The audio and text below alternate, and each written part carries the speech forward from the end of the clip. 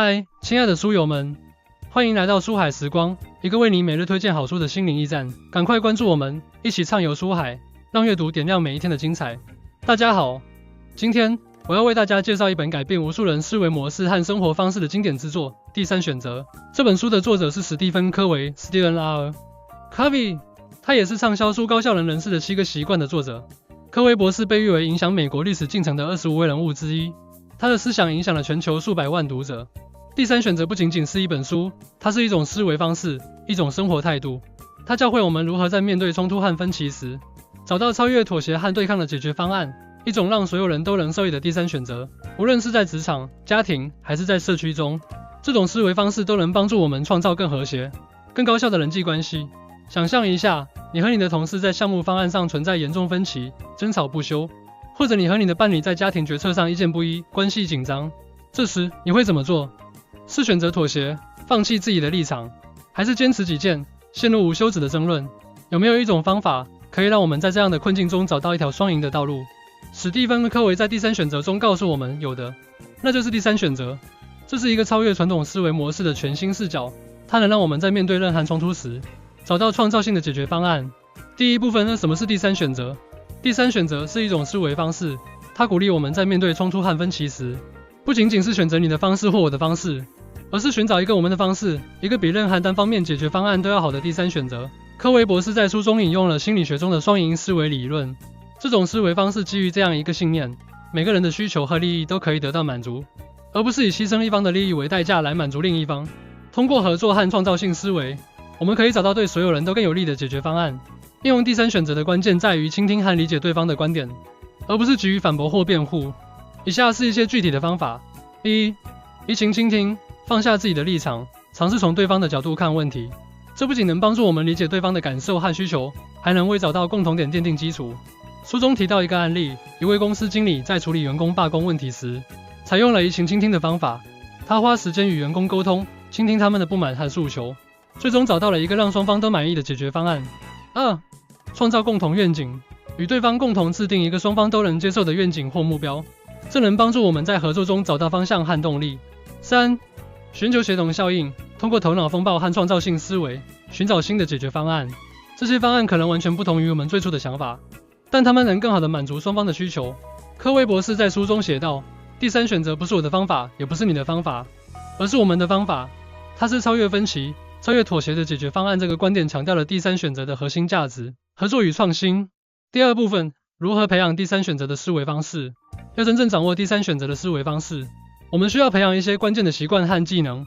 这些习惯不仅能帮助我们在面对冲突时找到更好的解决方案，还能提升我们的人际关系和生活质量。这些习惯基于积极心理学和认知行为理论，强调自我反省、情绪管理和同理心。通过培养这些习惯，我们可以更好地理解自己和他人，从而在各种关系中找到平衡和和谐。一、积极主动，主动承担责任，不将问题归咎于他人或外部环境。通过积极的态度，我们可以更好地控制局面，找到解决问题的途径。书中提到一个案例，一位父亲在面对孩子叛逆行为时，选择了积极主动的态度。他没有指责孩子，而是反思自己的教育方式，并积极寻找与孩子沟通的方法，最终改善了亲子关系。二、以终为始，明确自己的目标和愿景，并以此为导向，制定行动计划。这能帮助我们在面对复杂问题时，保持清晰的思路和方向。三、要事第一，优先处理最重要的事情，避免被琐事分散注意力。通过合理的时间管理和优先级排序，我们可以更高效地完成目标。四、双赢思维，在所有的人际互动中，寻求对双方都有利的解决方案。这不仅能增强彼此的信任和合作，还能创造更持久的关系。五、知彼解己，通过移情倾听，深入了解对方的观点和需求，这能帮助我们更好地理解问题，找到更有效的解决方案。六、统合综效，通过创造性思维和合作精神，寻找新的解决方案。这些方案可能完全不同于我们最初的想法，但它们能更好地满足双方的需求。七、不断更新，持续学习和成长，不断提升自己的能力和素质。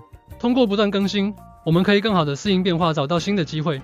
科维博士在书中写道：知彼解己是有效人际关系的基石。这句话强调了理解对方的重要性。只有当我们真正理解对方的观点和需求时，才能找到真正有效的解决方案。第三部分，实际案例分析。在一家大型企业中，两个部门因为资源分配问题产生了严重分歧，双方各执一词，互不相让，局面一度陷入僵局。这时，一位高管介入，他采用了第三选择的思维方式。首先，他安排了一次跨部门会议，邀请双方代表参加。在会议中，他鼓励大家放下成见，倾听对方的观点和诉求。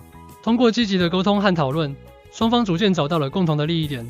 接下来，他引导大家进行头脑风暴，寻找新的解决方案。经过多次讨论和协商，最终达成了一项对双方都有利的资源分配方案。这个方案不仅解决了当前的矛盾，还为未来的合作奠定了基础。在一次家庭会议上，一对夫妻因为孩子的教育问题产生了分歧。丈夫主张严格的教育方式，而妻子则希望采用更宽松的方法。双方争执不下，气氛紧张。这时，他们决定尝试第三选择的方法。首先，他们分别写下自己对孩子的期望和教育目标，然后他们共同讨论这些目标，寻找共同点。通过沟通，他们发现双方都希望孩子能够健康快乐的成长。接下来，他们一起制定了具体的教育计划，结合了双方的观点和需求。最终，他们不仅解决了分歧，还增强了彼此的理解和信任。在一个社区中，居民们因为新建公园的计划产生了分歧。一部分居民希望建设一个大型的现代化公园，而另一部分居民则担心这会破坏社区的宁静和自然环境。社区委员会决定采用第三选择的方法。他们组织了一次社区大会，邀请所有居民参加。在大会上，他们鼓励大家积极发言，表达自己的观点和诉求。通过沟通和协商，居民们逐渐找到了一个折中的方案。